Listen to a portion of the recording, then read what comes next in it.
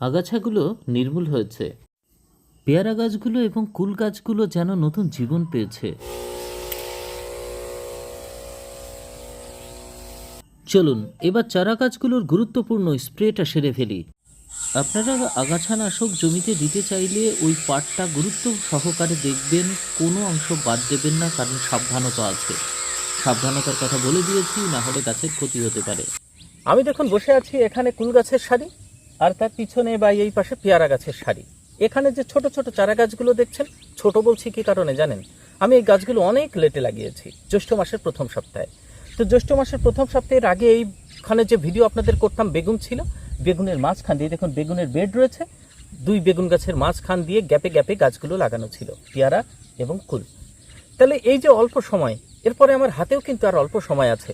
তো এই অল্প সময়ের মাঝে আমাদের গাছগুলোকে কীভাবে ম্যাক্সিমাম বড় সাইজের করতে পারি, এটাই হচ্ছে টার্গেট। অথবা যারা গাছগুলো বসিয়েছেন পেয়ারা অথবা কুল, আপনাদের গাছগুলো বাড়ছে না, মনের মতো করতে পারছেন না, কি সার দেবেন? আর জমিতে এখানে খেয়াল করে দেখছেন পুরো ঘাসগুলো মরে আছে, 100% মরে আছে। কেমনভাবে মরেছে সেটা দেখাবো, আর প্রয়োগ করা 3 দিন বাদে কেমন ছিল সেটাও দেখাবো। কি প্রয়োগ করলাম অবশ্যই এই ভিডিওতে জানাবো। তাহলে এই ভিডিওটা হচ্ছে মূলত দুটো বিষয়ের উপরে। একটা, কিভাবে আগাছাটা নির্মূল করলাম। দুই, এই যে সন্ধ্যার আগে এখানে ওষুধগুলো দেখতে পাচ্ছেন, ওষুধ নিয়ে এসেছি, এইগুলো এখন গাছে প্রয়োগ করব, গাছের পাতায়। কেন প্রয়োগ করব? এই যে বৃষ্টি গেল 3-4 দিন, এখনও মাঝে মাঝে হচ্ছে, তাহলে এই বৃষ্টিতে মাটি কিন্তু নরম হয়েছে, গাছ এইবার মাটি থেকে ম্যাক্সিমাম খাবার তুলবে, ডগাগুলো মোটা হবে, পাতাগুলো কিন্তু এরকম বড় চওড়া চওড়া হবে। আর ঠিক এই সময় আপনার পাতায়, কুল গাছের পাতায় থ্রিপস মানে চুষি পোকা বলতে পারেন, সাদা মাকড়, হলুদ মাকড়, এই দুটোর আক্রমণ বেশি হবে। আর চুলচুলে পোকাও কিন্তু এই যে এর ভিতরে ঢুকে থাকবে এখানে। তাহলে আমাদের চোষক পোকাগুলো আমাদের নির্মূল করতে হবে, বিশেষ করে থ্রিপস জাতীয় পোকা, মাইটস আছে, থ্রিপস আছে, এই জাতীয় পোকাগুলো আমাদের নির্মূল করতে হবে। আরও ছোট ছোট কচি পাতার মাঝে লেদা পোকা থাকে, যেগুলো পাতাকে ছিদ্র করে। তো সেই লেদা পোকা মারার জন্য আমাদের একটা ওষুধ দিতে হবে, আর একটা ফাঙ্গিসাইড। কি সেইগুলো? আজকের ভিডিওর এটাই হচ্ছে আলোচ্য বিষয়বস্তু। আর ভিডিওটা দুটো পার্টে করছি। আজকে প্রথম পর্ব, কালকের পর্ব অবশ্যই দেখবেন। চ্যানেলটিকে সাবস্ক্রাইব করে রাখবেন, বেল আইকনটি প্রেস করে রাখবেন, কারণ কালকে আমি এখানে গোড়াতে সার দেব।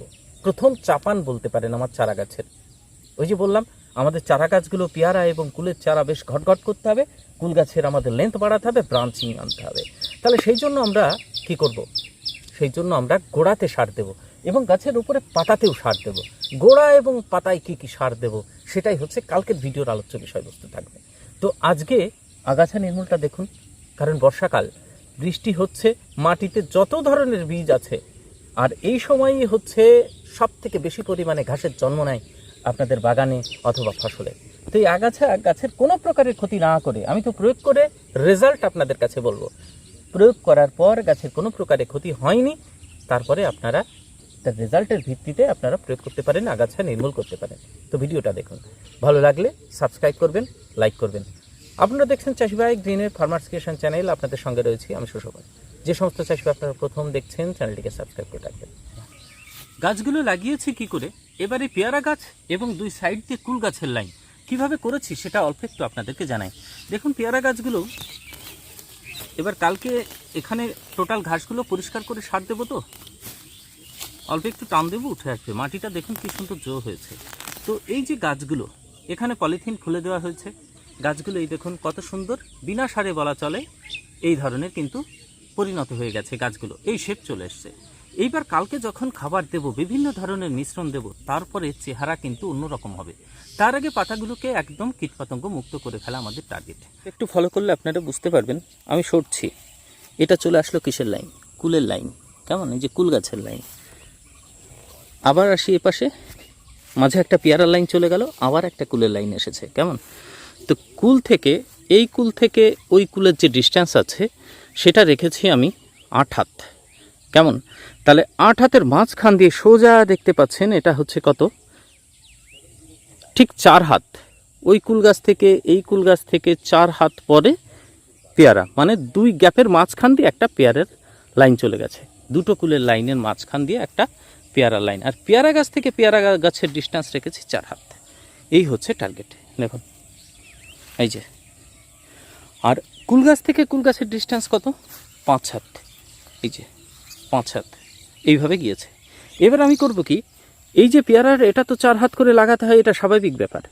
তারপরে আবার 4 হাতে যে লাইনটা পড়বে 2 কুল গাছের গ্যাপে আপনি এখানে কিন্তু একটা পেয়ারা বসিয়ে দিতে পারেন এখানে। তাহলে 2 বছর বাদে যখন কুল গাছগুলো কেটে নেবেন তখন শুধু পেয়ারা থাকবে। তখন পেয়ারার লাইন কত, প্রত্যেক 4 হাত অন্তর অন্তর এক একটা করে এক একটা করে পেয়ারার লাইন চলে যাবে। তো বিশুদ্ধ এখানে যেটা লাইন আছে পেয়ারার, সেখানে 4 হাত অন্তরই থাকছে, ঠিক তারপরের লাইনে 5 হাত অন্তর অন্তর পেয়ারাটা চলে আসবে, কারণ 2 কুলের মাঝখানে একটা গ্যাপে গ্যাপে আপনি বসাচ্ছেন। এই হচ্ছে টার্গেট। এইভাবে পুরো জমিটা আমরা কিন্তু কভার করব। কীটনাশক আমাদের প্রথম টার্গেট, ওই যে বললাম, মাথায় আমাদের সমস্ত সাকিং পেস্টগুলো মারতে হবে, চুষি পোকাগুলো। তার জন্য আমাদের মাকড় একটা দিতেই হবে। থ্রিপস এবং মাকড় এবং লিপ মাইনার, এই তিনটে একসঙ্গে যেটা কাজ করবে আপনারা জানেন, খুব একটা বিখ্যাত ওষুধ ক্রিস্টাল কোম্পানির অ্যাবাসিন। দেখতে পাচ্ছেন ক্রিস্টালের অ্যাবাসিন। তো এই ক্রিস্টালের অ্যাবাসিন যেটা, এটা আমি কালকে দিয়েছি হচ্ছে উচ্ছেতে দিয়েছি, আজকে কুলে দেব। তো এটা যেটা আপনারা দেখছেন, এটা একটা 50 ml এর কৌটোটা, কত সুন্দর খেয়াল করুন। ভিতরে একটা বইও দেওয়া আছে, মানে লিফলেট দেওয়া আছে, এটা দিন, ঠিক আছে। ওই লিফলেটের ভিতরে সব ডিরেকশন অফ ইউজ দেওয়া আছে। তো যাই হোক, এটা 50 ml এর। এই 50 ml আপনি কতটুকু করতে পারবেন? 1 লিটারে 1 ml, মানে 50 লিটার জল আপনি করতে পারবেন এই অ্যাবাসিন। তাহলে থ্রিপস যাবে, লিপ মাইনার যাবে এবং মাইটস যাবে, মাকড় যাবে। খুব সুন্দর একটা ফসলের ভালো একটা কাজ করা ওষুধ। এর টেকনিক্যাল হচ্ছে এবামেকটিন বেনজোয়েট। তো এবামেকটিন বেনজোয়েট এটা 1.9% ইসি ফর্মে আছে। এবার আমি খেয়াল করে দেখেছি এবামেকটিনের ভিতরে সব থেকে ভালো কাজ করছে এই ক্রিস্টালের এইটা। এই জন্য দামটাও একটু বেশি নেয়। এক চার্জারে খরচ পড়ে যায় 110-15 টাকা মতো, 15 লিটার জলে 110-15 টাকা। যেহেতু দেবো একবারে ভালো করেই দেবো, কারণ গাছগুলো এখন পাতা ছাড়বে, সার খাবে, তো গাছ বড় হবে, তো পাতাগুলো আমাদের চকচকে রাখবে, এটা হচ্ছে টার্গেট। 2 নম্বর, পাতা খাওয়ার যে পোকাগুলো আছে আপনারা যে কোনো লেদা, যেরকম কোরাজিন দিতে পারেন, মানে ক্লোরোঅ্যান্টানিলভ্যাল, অথবা আপনারা ইমামেকটিন বেনজোয়েট দিতে পারেন। ইমামেকটিন বেনজোয়েট যেটা গুঁড়ো আকারে অর্থাৎ লিকুইড আকারে, অথবা আমি এখানে বেগুনি দিয়েছিলাম, এখন আমার হাতে আছে নিমাজিন। তো নিমাজিন এটা 15 ml 15 লিটার জলে আপনারা দিয়ে দিতে পারেন। তো নিমাজিনের ভিতরে কি কি টেকনিক্যাল আছে জানেন? এটা খুব একটা স্ট্রং ওষুধ লেদা পোকার। এর ভিতরে নেভোলুরান আছে, ইমামেকটিন বেনজোয়েট আছে, আর একটা আছে ক্লোরোঅ্যান্টানিলভ্যাল। তো পার্সেন্টেজটা ঠিক করে দেওয়া আছে, সেই হিসাবেই দেওয়া। ক্লোরোঅ্যান্টানিলভ্যাল যেটা কোরাজেনের ভিতরে থাকে, নেভোলুরান যেটা আপনার দেওয়াতে পিলেথোরার ভিতরে, আদামার পিলেথোরার ভিতরে আছে, আর একটা হচ্ছে আপনার ইমামেকটিন বেনজোয়েট।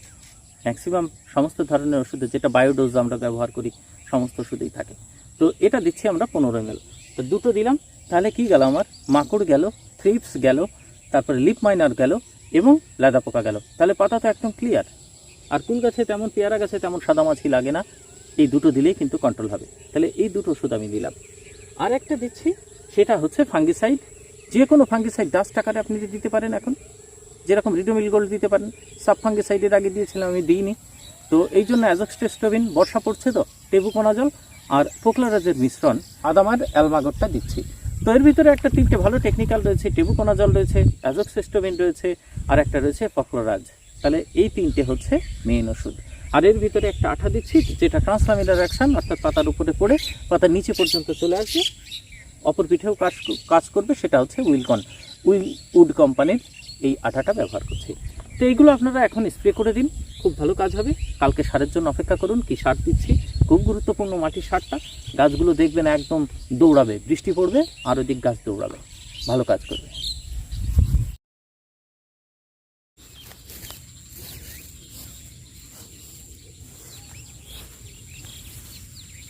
এই যে ঘাসগুলো আপনারা দেখছেন, এই ঘাসগুলো অ্যাকচুয়ালি, এই দেখুন আমি বসে আছি, আমার মাথা ছাড়িয়েছে।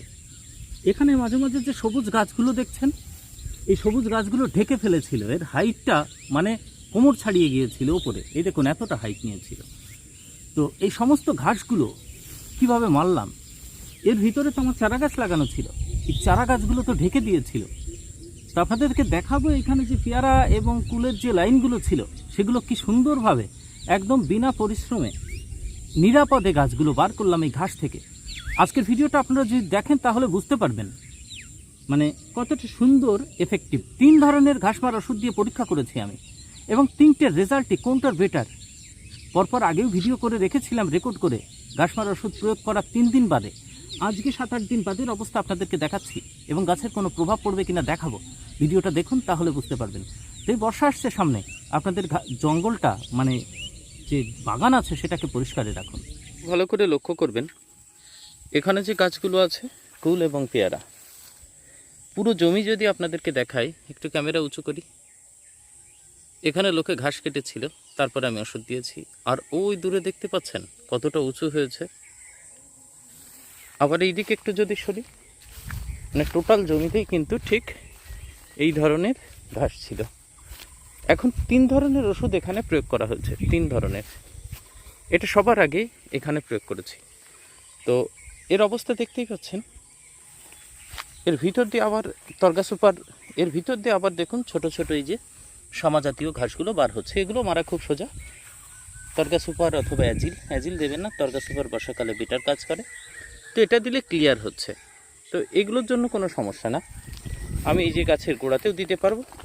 তো এই গাছগুলো দেখবেন একদম সুরক্ষিত থাকবে, কোনো সমস্যাই নেই। এই দেখুন প্রত্যেকটা গাছের গোড়ায় এরকম হয়েছে। গাছগুলো গ্রোথ নিয়েছে, অনেক লেটে লাগানো। আপনারা ভাবতে পারেন যে আপনাদের গাছ হয়তো অনেক বড় হয়েছে।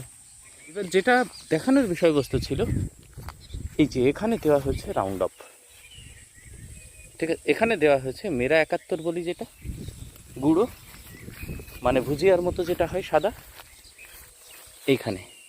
আর অল্প একটু যদি ওইদিকে যাওয়া যায়, এইখানে দেখুন হলুদ, মানে এখানে 2-4 জাত দিয়েছি। এখানে গাছ এখনো সবুজ রয়েছে, এটা হচ্ছে মেরা 71।